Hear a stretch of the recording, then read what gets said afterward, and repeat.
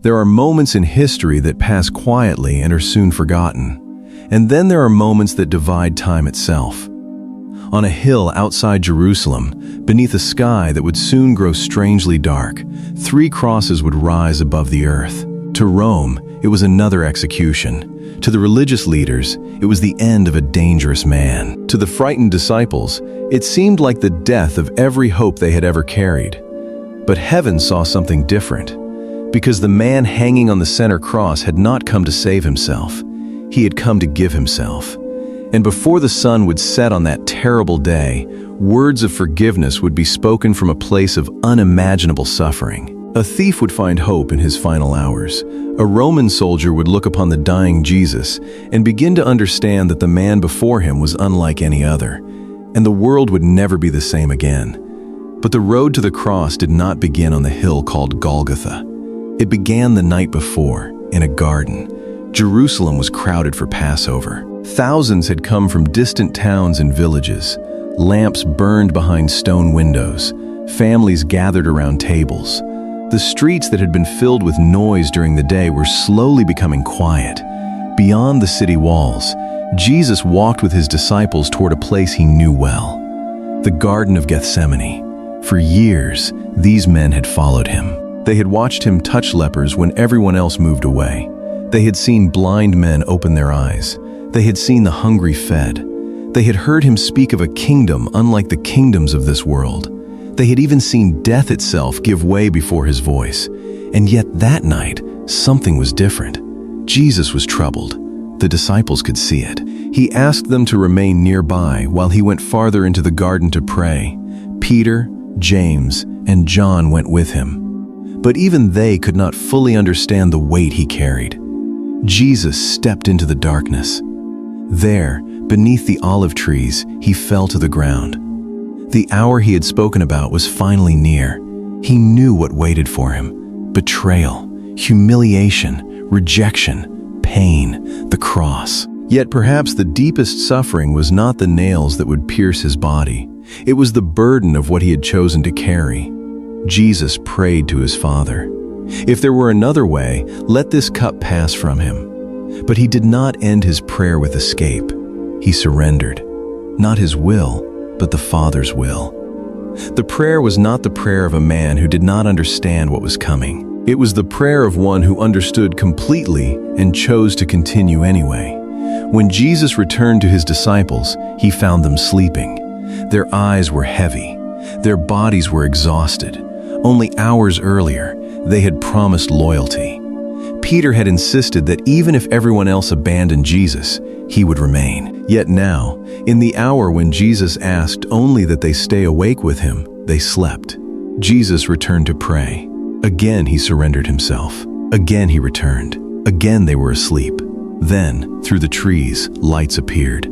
Torches, footsteps, the sound of armed men approaching. At their head walked someone the disciples knew, Judas, one of the 12. For years, Judas had eaten beside Jesus.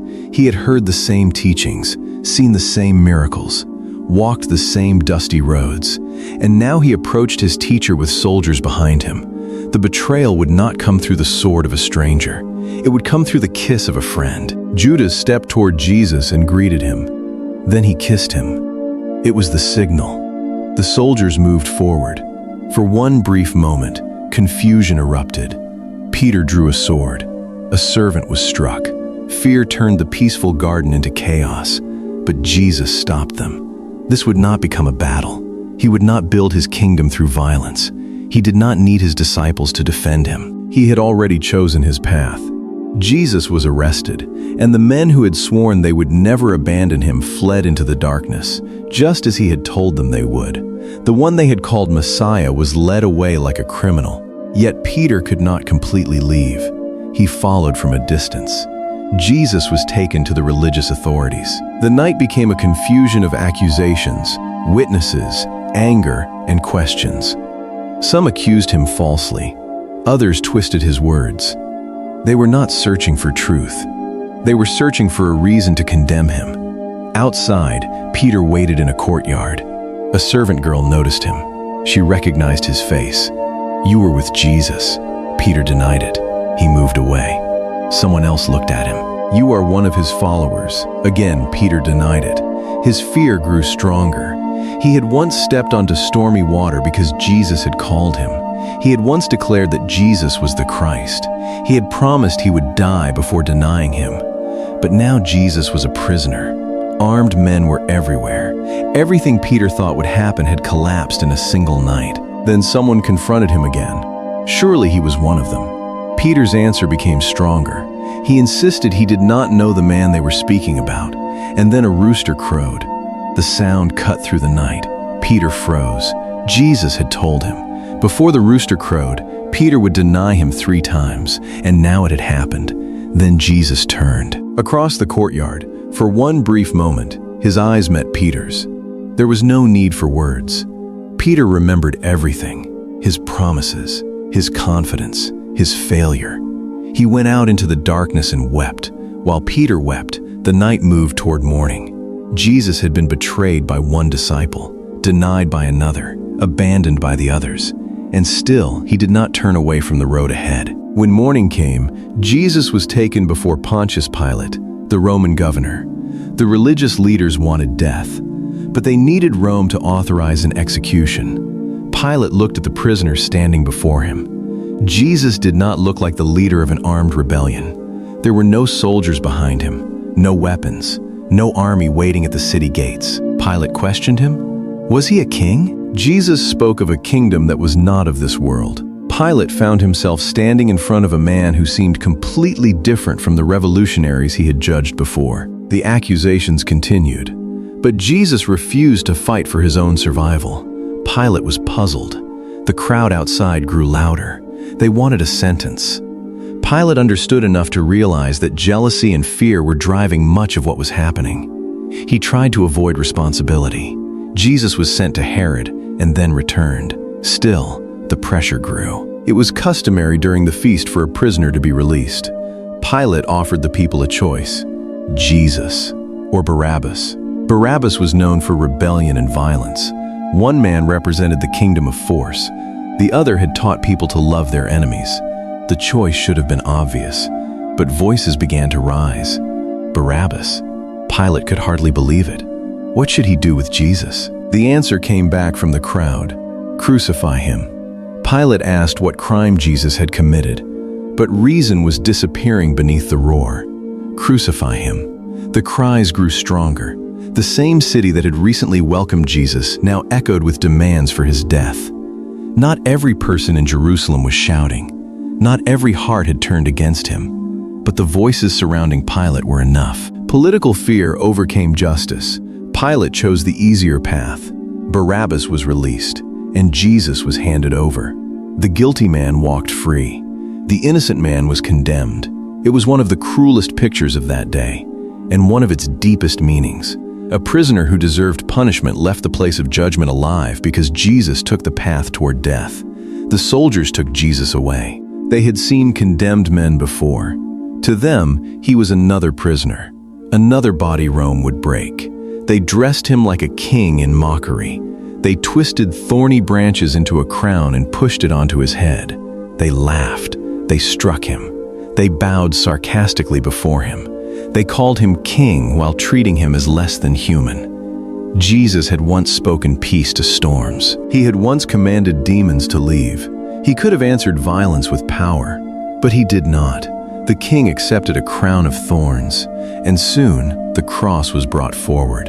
The road to Golgotha had begun. Jerusalem was awake now.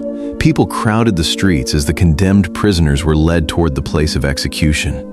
Crucifixion was designed to do more than kill. Rome used it to humiliate, to frighten, to make an example visible to everyone. The condemned were forced through public streets so the people could see what happened to those Rome chose to destroy. Jesus stepped forward carrying the wooden beam. The night had left him exhausted. He had not slept. He had endured interrogation, abuse, and beating. His strength was fading. Yet the road climbed toward the hill outside the city. People watched from doorways and rooftops. Some stared in silence. Some mourned. Some mocked. Others did not know what to think. This was the man many had heard about, the teacher from Galilee, the healer. The man crowds had followed through villages, the one some had hoped would deliver Israel, and now he could barely remain standing beneath Roman wood. Jesus stumbled. The beam dragged him toward the ground. The soldiers had no intention of allowing the procession to stop. They looked into the crowd and seized a man named Simon from Cyrene. Simon had not begun that morning expecting to carry the cross of Jesus. Perhaps he had come to Jerusalem for the feast like so many others.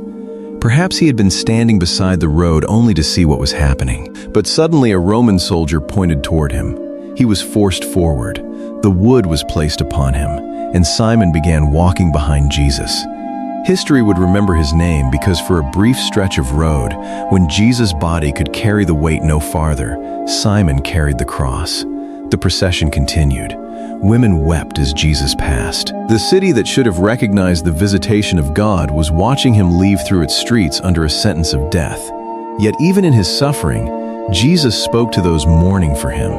His thoughts were still reaching beyond himself. That is one of the mysteries of the cross. Pain usually turns us inward. Suffering makes us aware of our own wounds. Yet throughout this terrible journey, Jesus continued to see others. He saw Peter's failure. He saw the women crying. He would soon see his mother beneath the cross. He would see a dying criminal beside him. And he would even pray for the men responsible for his execution.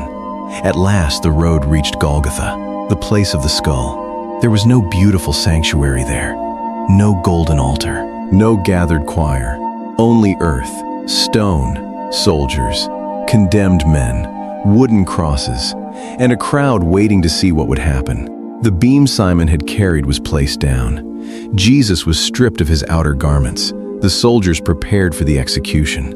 This was routine to them. They had done it before. Rome had perfected death into procedure. Wood was positioned. Prisoners were restrained. Iron nails were prepared. There are moments when history becomes strangely quiet in the imagination, as though every sound disappears except one, the sound of iron, the sound of wood, the sound of a hammer being raised.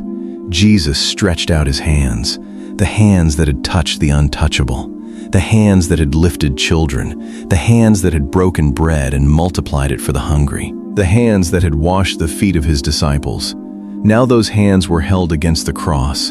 The hammer fell. Again. Yet the gospel story does not ask us to stare at blood. It asks us to look at the one on the cross, because something far greater than physical suffering was taking place. Jesus had spent his life moving toward this hour. He had spoken of it even when his disciples could not understand. He had said that the Son of Man would be rejected, that he would suffer, that he would give his life. Now the words were becoming reality. The cross was raised. Jesus hung above the ground. A sign was placed over him, identifying him as Jesus of Nazareth, King of the Jews. The religious leaders objected to the wording, but the sign remained. The title intended as accusation became an unintended proclamation. A king was hanging upon the cross, but he did not look like any king the world had known. No throne beneath him, no crown of gold, no royal army, no palace. His throne was wood. His crown was thorns.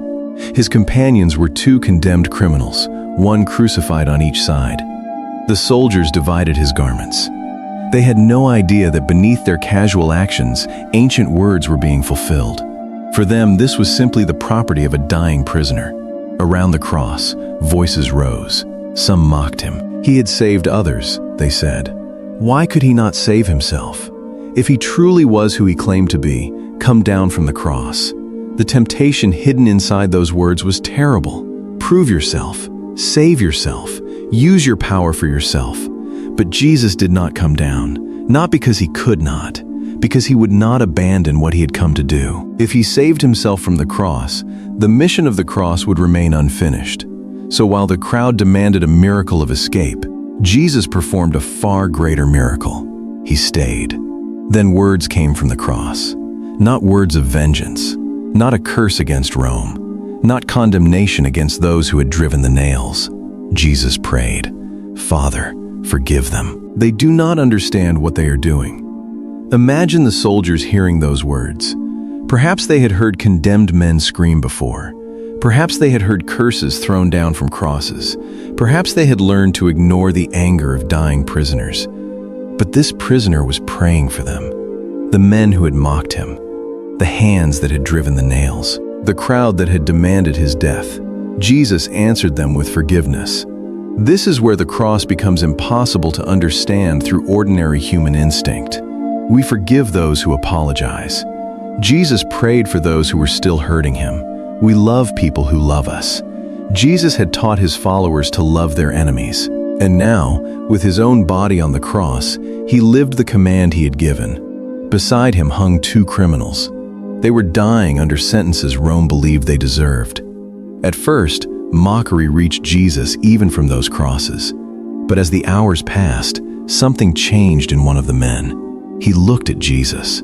Perhaps he heard the prayer for forgiveness. Perhaps he saw the calm dignity of the man dying beside him. Perhaps he understood that while they were guilty, Jesus was not. The criminal rebuked the other man. They deserved their punishment. Jesus did not.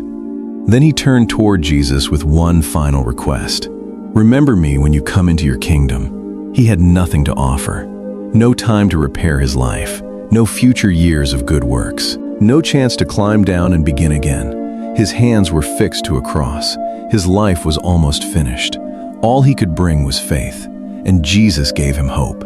Today, he promised, "You will be with me in paradise." A man dying beside Jesus became one of the clearest pictures of grace. He could not save himself.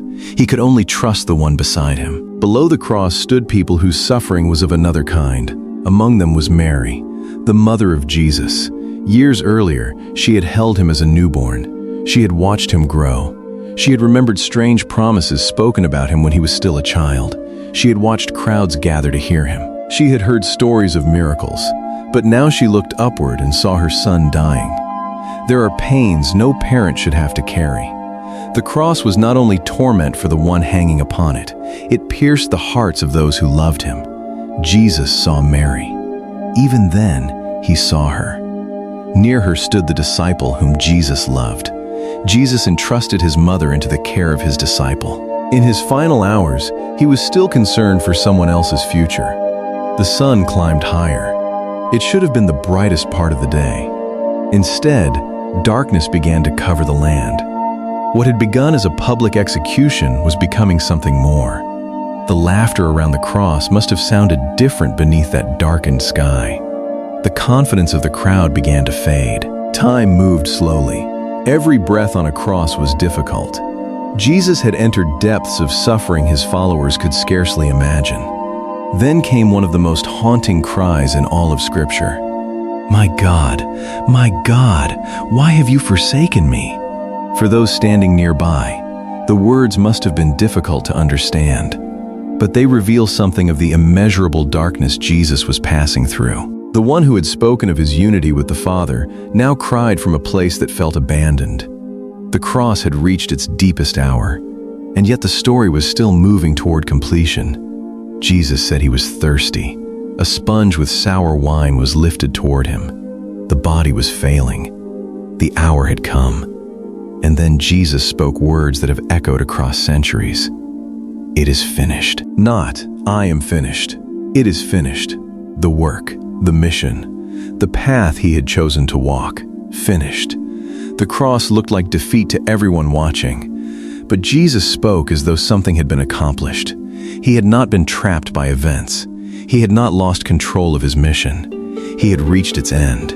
Then he entrusted himself to the Father, and Jesus breathed his last. For a moment, imagine the hill, the wind, the dark sky, the crosses standing motionless, the crowd that only hours earlier had shouted so loudly. And now the man at the center was dead. The disciples who remained nearby must have felt the world collapse around them. This was the one they had followed, the one they believed was the Messiah. They had imagined a kingdom. They had imagined victory. They had imagined a future. None of them had imagined this. The silence of death settled over Golgotha. But then the earth itself seemed to respond. The ground shook. Inside Jerusalem, the curtain of the temple was torn. The barrier that marked the holy place was split from top to bottom. Something had happened that could not be explained simply as another Roman execution. A centurion stood near the cross. He had likely seen death many times. Roman soldiers were trained not to be sentimental. Execution was part of their world. But after watching Jesus die, after seeing the darkness and everything surrounding that hour, the centurion looked toward him, and fear entered the heart of a man trained for violence. Surely, he recognized this was no ordinary man. The crowd began to disperse. Some who had come for spectacle left beating their breasts in grief. The excitement was gone. The hill no longer felt like a place of entertainment. Something terrible had happened, something they could not undo. And as evening approached, another problem remained. The body of Jesus was still on the cross. Among the followers of Jesus was a man who until then had lived more quietly, Joseph of Arimathea. He was a respected man, a member of the council, and someone who had been waiting for God's kingdom. Following Jesus publicly had become dangerous. The authorities who had demanded his crucifixion still held power, yet death changed something. Joseph went to Pilate. He asked for the body of Jesus. It was a courageous request. To ask for the body was to identify himself with the condemned man. Pilate was surprised that Jesus had already died.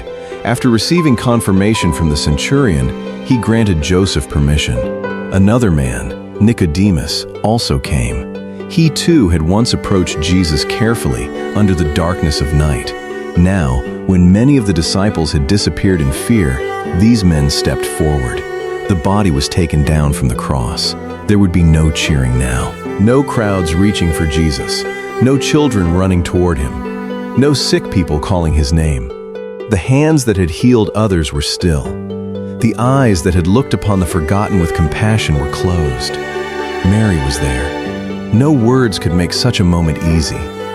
The one she had carried in her arms in Bethlehem was now being carried toward a tomb. The promises of God must have felt unbearably distant.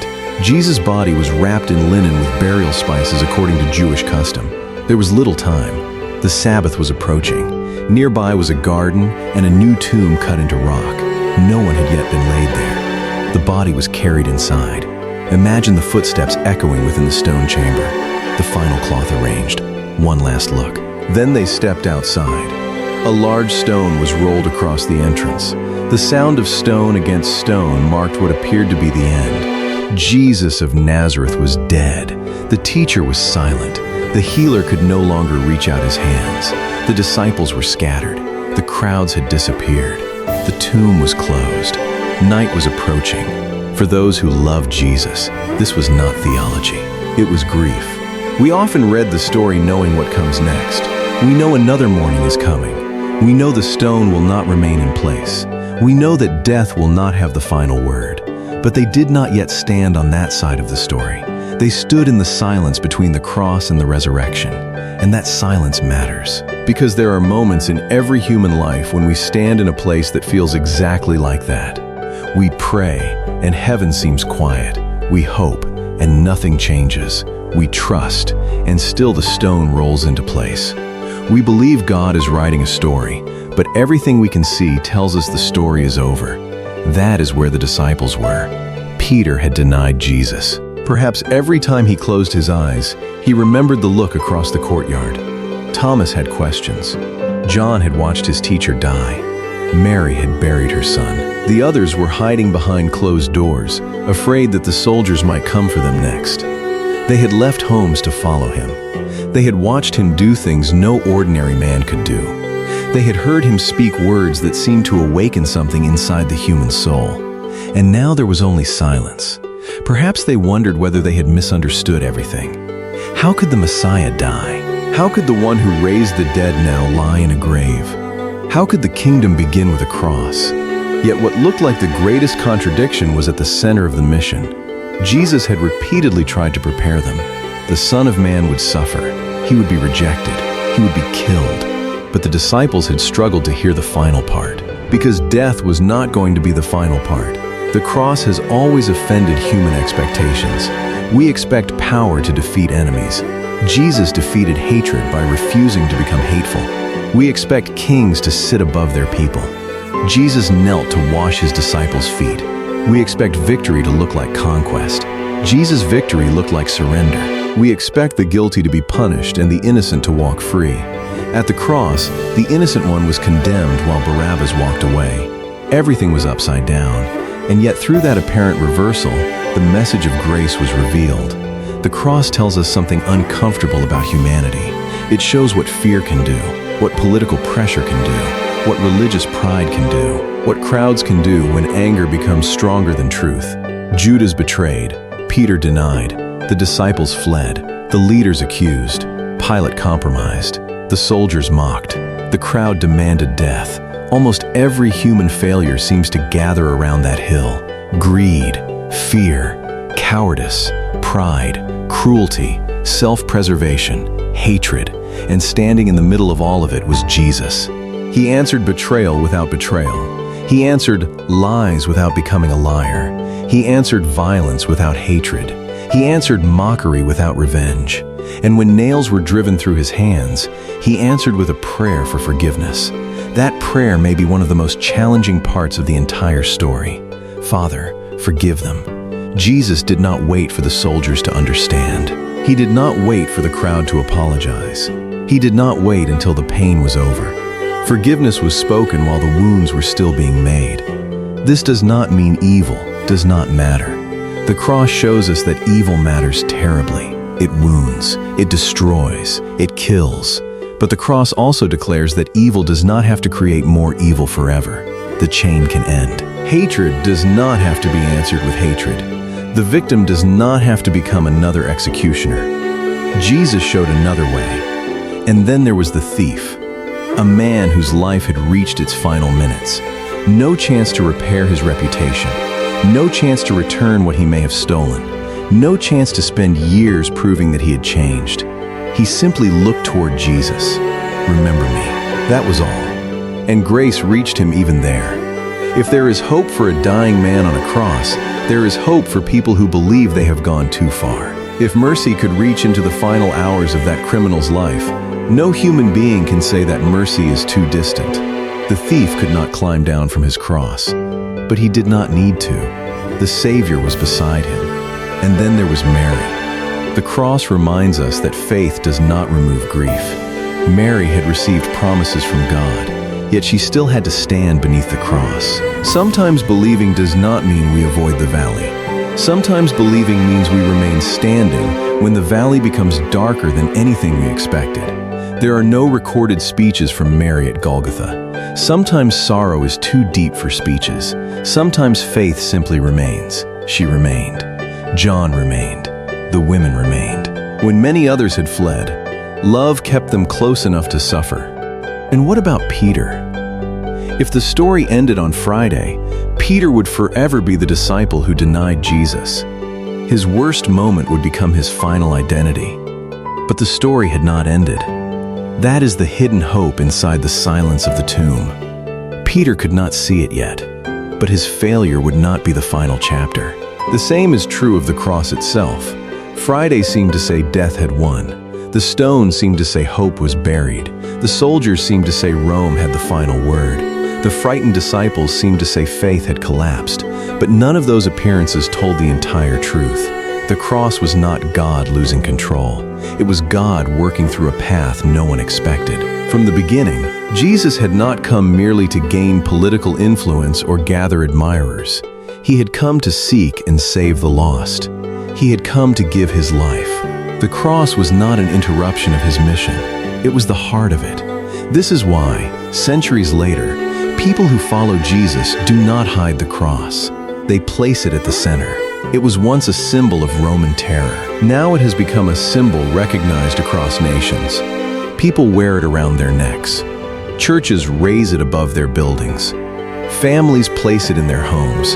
Not because suffering is beautiful, not because execution is holy, but because Christians believe that on that instrument of death, God revealed a love stronger than hatred, a mercy deeper than sin, and a plan that death itself could not stop.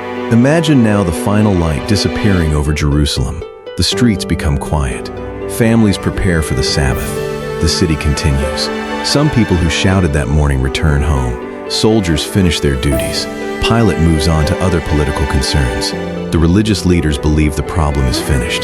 Jesus is dead. A stone covers his tomb.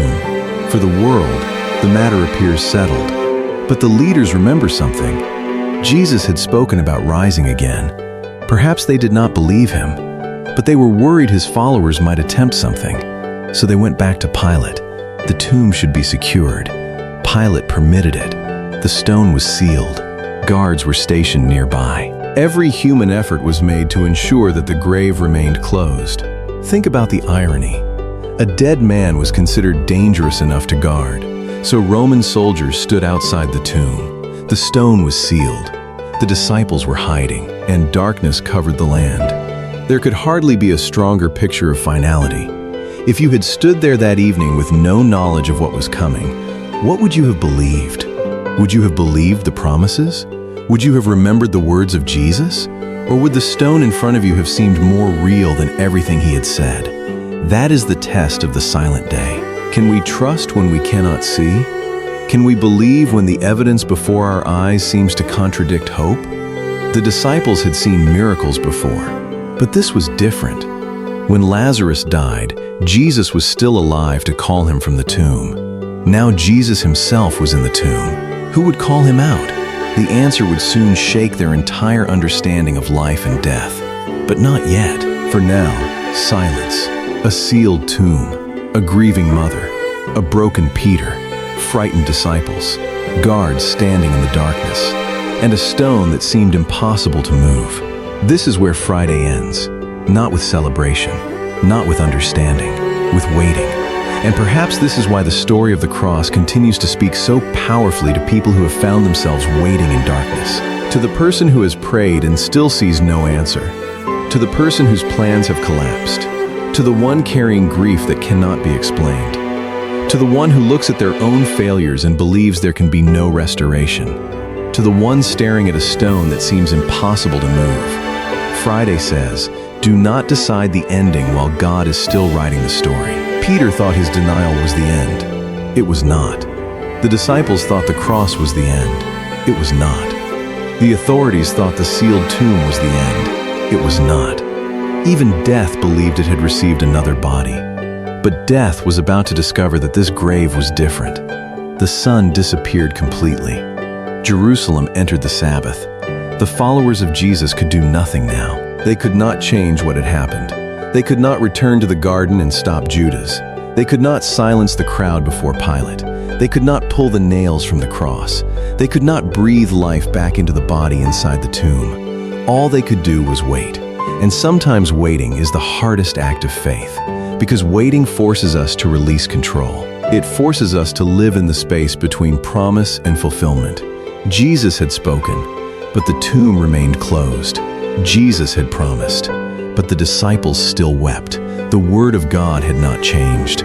Only their ability to see its fulfillment had disappeared. Night does that. Darkness makes permanent things look temporary, and temporary things look permanent. It makes the grave look final. It makes fear look powerful. It makes hope look foolish. But night does not stop morning from coming. Somewhere beyond Jerusalem, beyond the walls, beyond the guarded tomb, the first hours of a new day were already moving toward them. The disciples did not know what the next morning would bring. Mary Magdalene did not know what she would find when she returned toward the tomb. Peter did not know that he would run again. The guards did not know that the grave they watched would soon become the center of a story told across the world. They knew only Friday, but God knew Sunday. And that is where we must leave the story for now. Jesus has been crucified. His body lies inside the tomb. The stone has been rolled into place. The grave has been sealed. The guards stand watch. His followers mourn. Jerusalem sleeps. And heaven seems silent. But silence is not absence. Waiting is not defeat. And a sealed tomb is not the end when God has already promised something greater. The cross looked like the end of Jesus. Instead, it became the place from which a message of forgiveness would spread across the earth. The nails looked like victory for hatred. Instead, they became a reminder of love that refused to turn away. The darkness looked like death had won. But even now, beyond the sorrow of Friday, Another morning is approaching. A morning when women will walk toward the tomb expecting to find a body. A morning when a stone will no longer stand where they expected it to be. A morning when frightened disciples will hear words almost too impossible to believe. A morning when death itself will be forced to surrender its claim. But that is another chapter. Tonight, we remain at the cross. We remember the one who did not save himself so that others could find salvation. We remember the prayer of forgiveness spoken over his enemies. We remember the thief who found hope when his life had almost disappeared. We remember a mother standing beneath the cross. We remember a soldier looking upward and realizing that the man he had watched die was no ordinary prisoner. And we remember that when Jesus spoke his final words, he did not say that everything had failed. He said it was finished. The mission had reached the place toward which he had been walking all along. And now the world waited. A stone stood between grief and a miracle. A single night stood between despair and joy. The disciples could not see what was coming, but morning was already on its way.